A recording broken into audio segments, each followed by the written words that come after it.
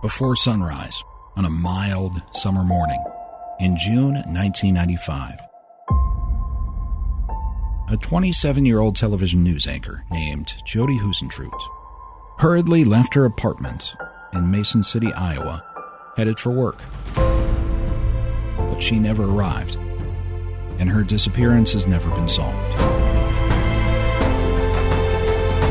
In 2003, two television news reporters created FindJodi.com, a website dedicated to preserving Jodi's memory and keeping her case alive.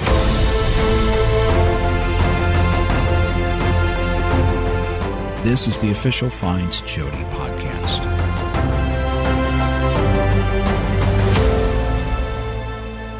Welcome back to the Find Jodi podcast. I'm Scott Fuller. It is one of the most recognizable symbols of the Jodi Huisentruit disappearance.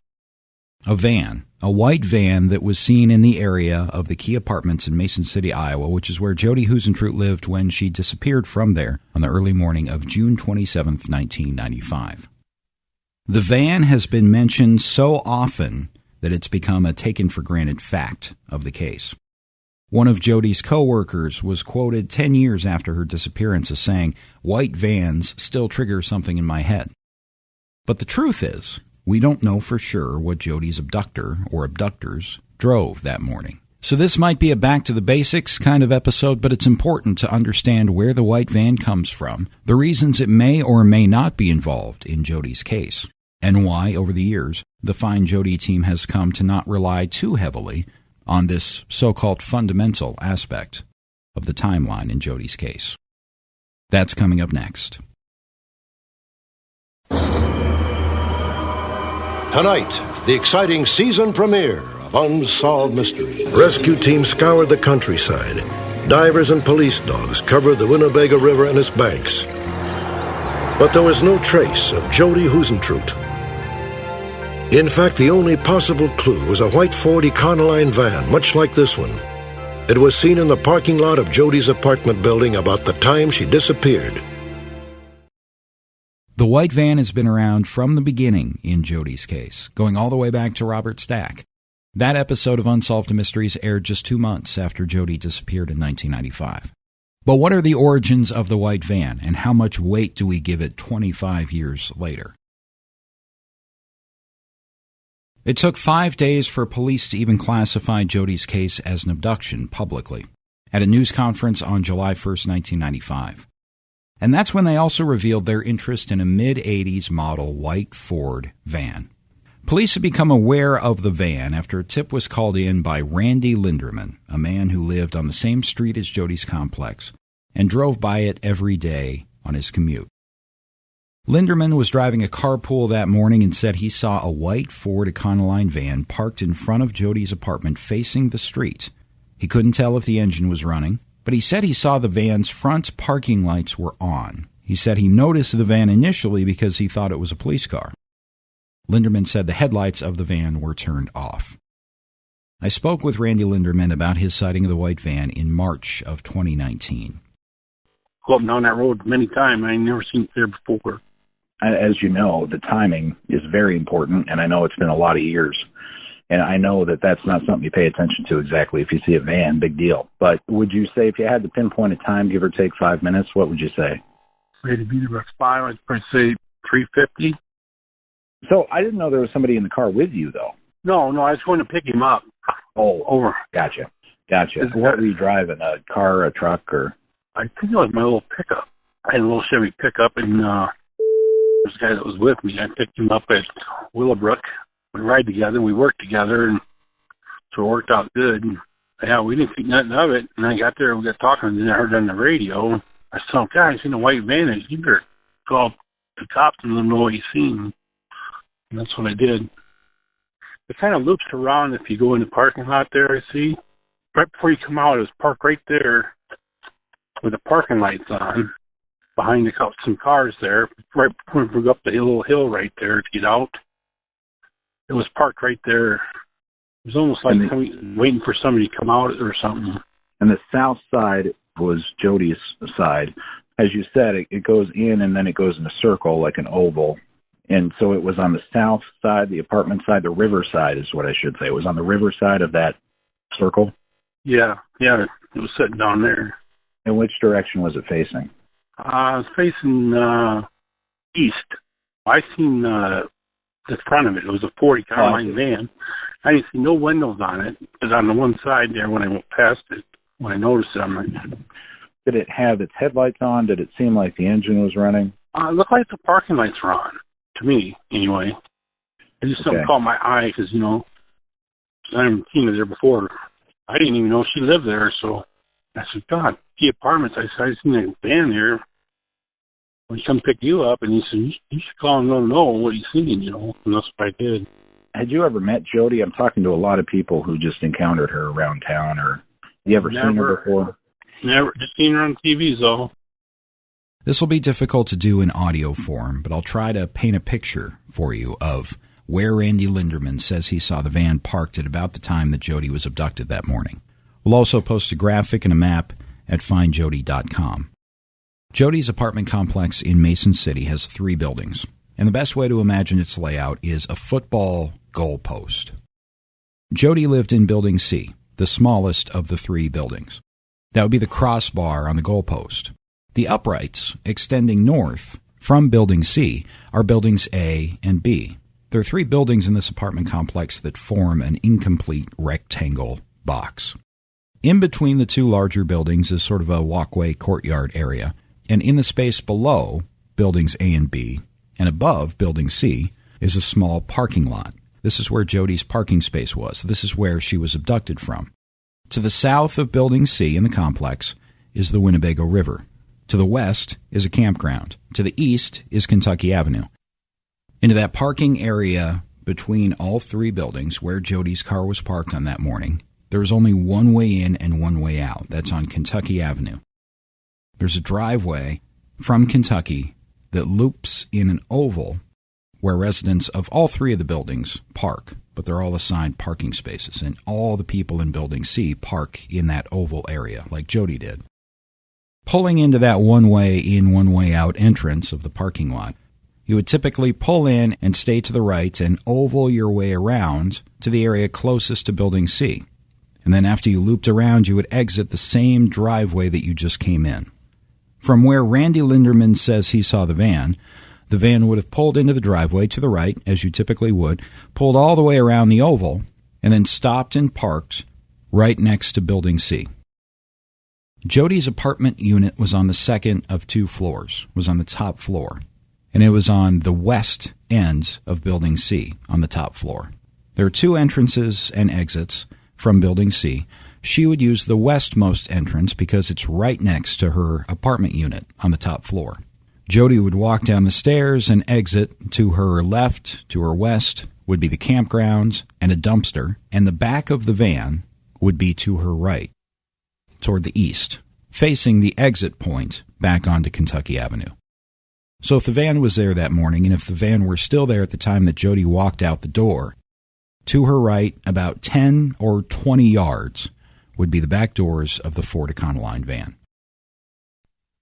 Randy Linderman has been open to telling his story. His story about seeing the van in the parking lot that morning has remained consistent for 26 years now.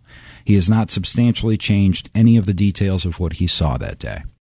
But we should keep in mind that Randy Linderman's one eyewitness sighting was the entire genesis of the white van in Jodi's case. Linderman's sighting is the one police followed and went public with 5 days after Jodi disappeared, when they began looking for that van and its owner based on that one eyewitness account.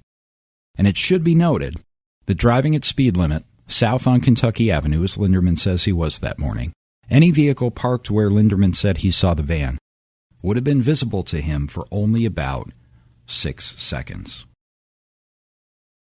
Linderman himself is open to the possibility that the van he saw in the parking lot that morning had nothing to do with Jodi's case, perhaps, and there might have been a van involved in the abduction. But the white van, the big clue in Jodi's case, comes from one single eyewitness on their way to work before 4 a.m. who saw something for just a few seconds. But we managed to track down a second witness of a white van that morning. On one of my trips to Mason City one day, I realized that there was a house across the street from Kentucky Avenue. It's not directly across the street. It's a bit further north. But from the south-facing side of that house, especially on the second floor, you can see Kentucky Avenue, obviously. You can see parts of the apartment complex, Building C. Couldn't quite see Jodi's unit from that house, but you could see the entrance to the parking lot of the complex. I managed to track down the person who was renting the second floor of that home in 1995, and she agreed to tell her story on the condition that her identity remain hidden. And so I've always referred to this witness as Connie. Connie was a young woman, even a bit younger than Jodi, in 1995. She also remembers seeing a van on that morning. Am I correct that you lived across the street from the Key Apartments at the time that Jodi disappeared in June of 95? I did, yes. When did you move in there? Oh, goodness. February of 94, I think. So you'd been there a year and a half in June of 95. I believe so. When did you move out? December. While you were living there across the street, did you ever see or meet or speak with Jodi while you were there? I did not. I didn't even know she lived there until I think the day that she was abducted. Coworkers had called to see if I was okay. Did you know who she was? No, I didn't, embarrassingly enough, I didn't watch the news. So I really was kind of clueless.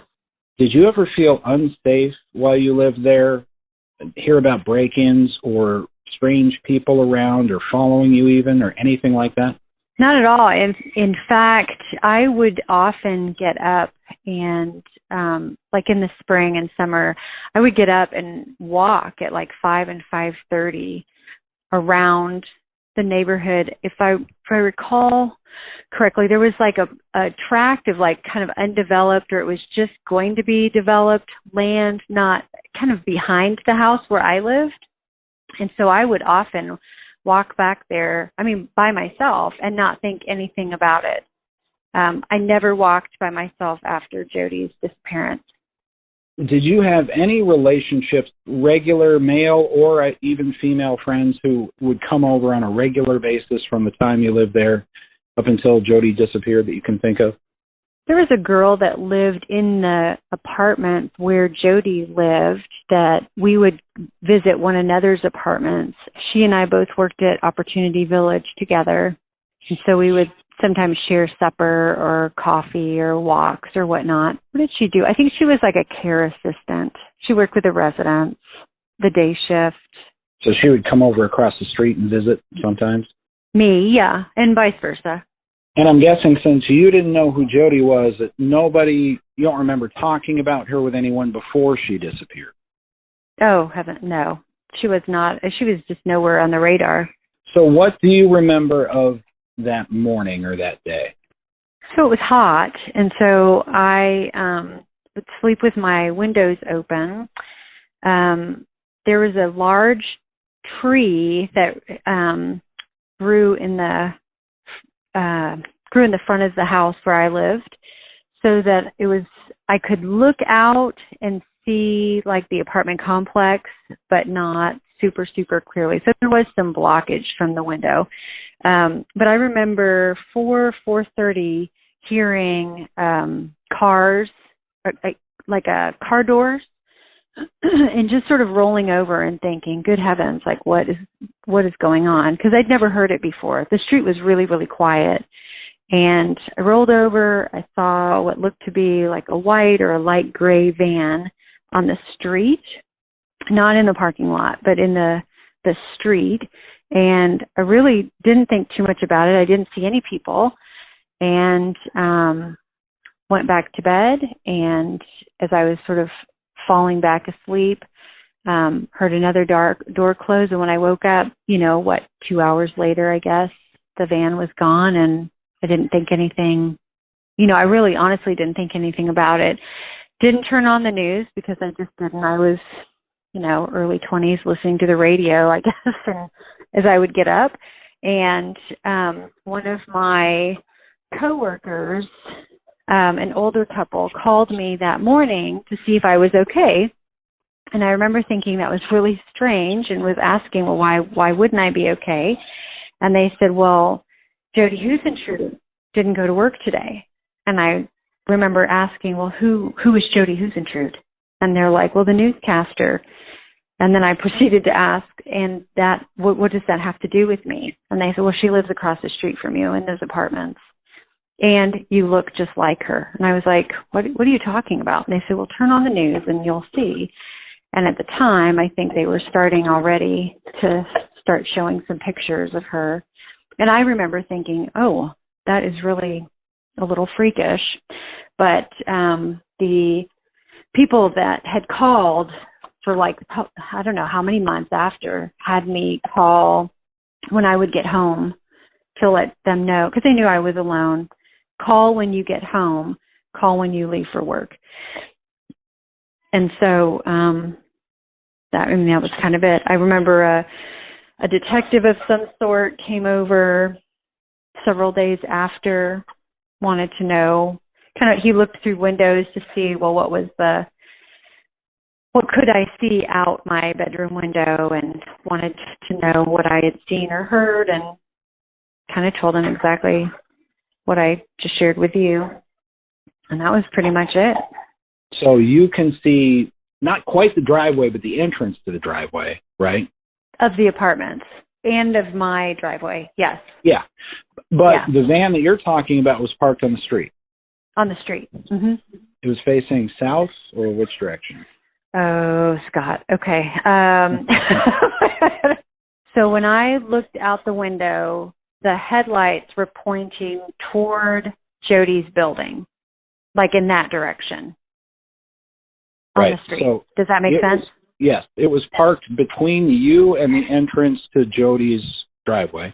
On the street. On the street, on the far side from your vantage point. Correct. Facing the direction away from you. Correct. So I want to make sure that I'm describing this correctly. When I looked out, I can see my driveway leading to my house, the street, and then whatever drive she would have taken in to go into her parking lot. Does that make sense? Yep. And the van was parked on the street. It wasn't like it was parked in the driveway at all. It was parked on the street. So I think I rolled it. I'm trying to think. I haven't thought about this, Scott, in how long has it been? 25 years, right? I think I just got up and looked closer out the window. Like if you really look out the window away, then you could have seen it. Does that make sense? Yep, it does. Obviously, your bedroom window faced the entrance to the apartment complex in your driveway. If you face the house, like if you're standing where you can, like the driveway of the house, my bedroom was like on that wall. Okay. You mentioned headlights. Were they on, or were any lights on? I didn't see any lights. I just saw that there was a van. Referencing the direction of the headlights that they would be. Correct. No screaming that you heard. I didn't hear any people. I just heard doors. 4:30, how are you coming to that? Are you surmising that after what happened, or did you see a clock? No, I had looked at the clock because I remember thinking it's early, like because of the light in the room or the lack thereof. It was early to hear any kind of car, sound activity at all out on the street. So I remember rolling over and thinking, good grief, why am I hearing this? And it wasn't like it was terribly loud. There was more than one for whatever reason, or maybe I was shifting from a REM sleep. I don't know, but something about it woke me up. And I remember thinking, what time is it? And just noticing, I saw 4. I don't recall what other numbers were there, but not terribly helpful. I'm sorry. No, that's okay. It's all just pieces. And the more time that goes by, the harder it gets to recall. It's like, remember exactly what you saw coming out of a dead sleep 25 years ago. Right, exactly. The doors that you heard, there's a difference between an opening car door and a sliding van door. It was a car door, Car except doors. that it was a van. It was weird because nobody parked on the street, Scott. Unless people were like moving in and out of the apartment in the middle of the day, like we just didn't ever see cars parked on that road. Because everybody who lives there, there's nothing to park to walk to at that location, right? Correct. And everybody who lives there has a parking spot. Correct. So it's unusual that there's a van there, especially at that time of the day. Exactly. It was opening and closing of car doors. I mean, I'm absolutely surmising it would have been driver and passenger doors, but I have no idea. Or the back of the van. I mean, those Right. Yeah. back 25 years ago, that would have closed like a door. But it wasn't a sliding. It was a door, like a car door close. That is helpful. I've never heard of a van. I've heard of a van, but I've never heard of a van parked where you're saying it was parked. Well, and it's funny because when the detective came, I don't know, several days after she was first missing, he argued with me and said, well, you couldn't have seen a van because nobody else saw a van. And I remember thinking, well, I don't know that means that it's incorrect. I'm just telling you what I saw. It just always sort of stuck out to me as kind of an unusual comment because it was like, well, maybe they did or they didn't, but I know that I did. So I just thought it was strange. You probably remember the rest of the day. You said it was a hot day or a hot night. Do you remember then a ton of police presence that would have been right for the rest of the day? So I actually don't remember a lot of the rest of the day because I got up in the morning. I remember going to work. I'm trying to think if I saw anything as I was going to work. I just genuinely do not remember anything unusual. I think, well, when I came back, actually, as I'm talking about this, when I came back, there were cars. There was like yellow tape near the door or in the apartment building. I didn't go in to the apartment complex because I had no business doing that. And I remember thinking, oh, this is maybe more serious than what I thought it was. And then, of course, remembering what my coworkers were like, you need to call us when you get home, and thinking, this is probably really serious.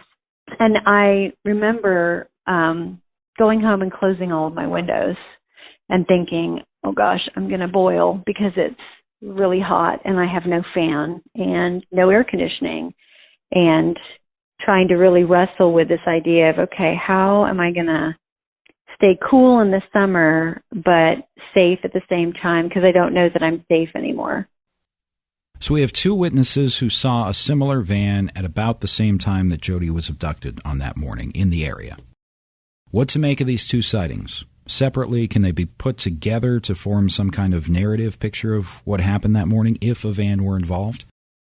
One possible scenario is this. Whoever is planning to abduct Jodi Huisentruit on that morning may or may not know her schedule, but as it turns out, they're going to have to wait either minutes or possibly even over an hour. If the plan is to abduct her in the parking lot, she was late for work that morning. So it's reasonably speculated that whoever abducted Jodi was waiting for her somewhere in the area. You have to wait somewhere.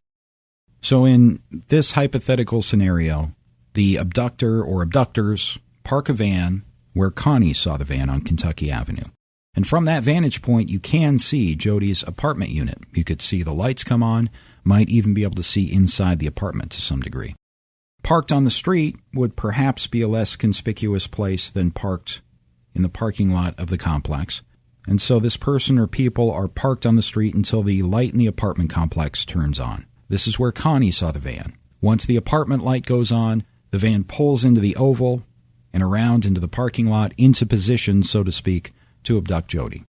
This is where Randy Linderman saw the van. Jodi is attacked, abducted, and the van drives away. But there are two problems with this scenario. If we take the eyewitness account at face value, including the times, Randy Linderman says he saw the van parked in the parking lot at 3:50 a.m.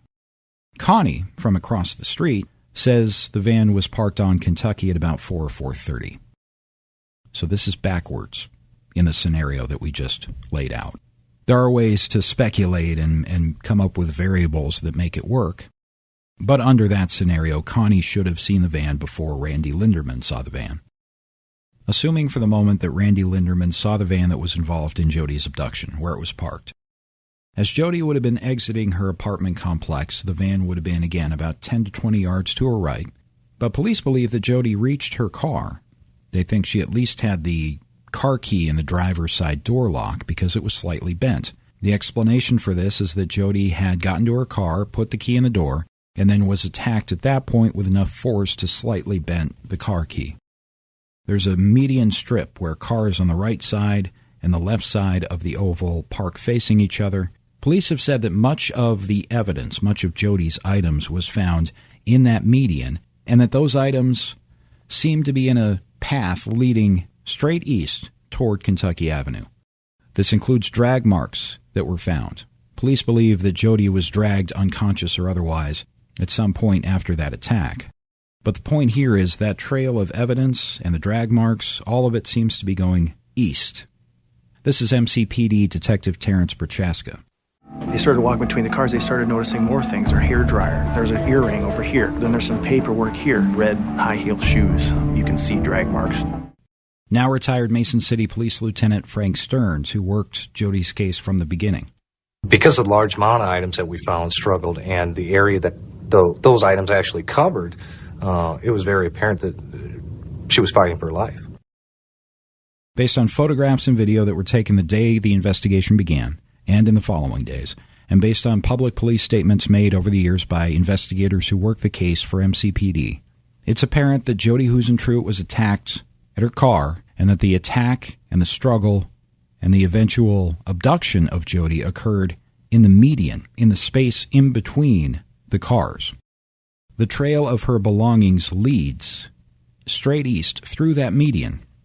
Ultimately, so far, there have been 2 eyewitnesses who remember a van being in that area at the time of Jodi's disappearance, but nobody saw her being abducted into one, at least as far as we know. Many have asked over the years, as pertains to Randy Linderman's sighting, would a van that is sitting and waiting to abduct someone have its parking lights turned on, like Linderman reported seeing?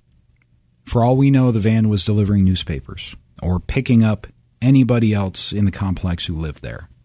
We've received tips over the years of an electrician who owned a similar van and lived less than a half mile away. He often did work at the apartment complex. There are many possible explanations for why one of the most common vehicles in America at the time, a white Ford Econoline van, would be parked there and have nothing to do with this case. But of course, it's entirely possible that Randy Linderman, and perhaps Connie too, actually did see the vehicle used in Jodi's abduction. We're still very interested in any tip involving a white van in Jodi's case. As with so much in this case, the white van could be everything. Or it could be still another dead end.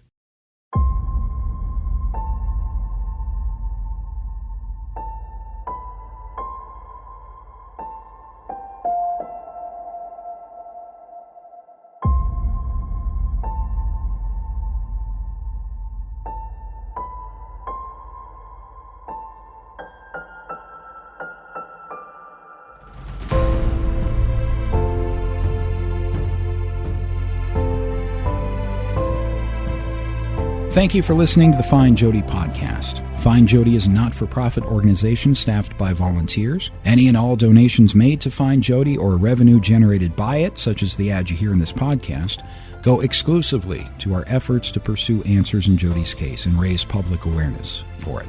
Along those lines, we're continuing on with this podcast in an effort to bring Jodi's case and awareness of it to as many people as possible, especially those who have connections to Mason City, North Iowa, or southern Minnesota. Please share this podcast with anyone you think might be interested in Jodi's case or anyone you know who has connections to the area. For the entire FindJodi team, I'm Scott Fuller. Thank you for listening.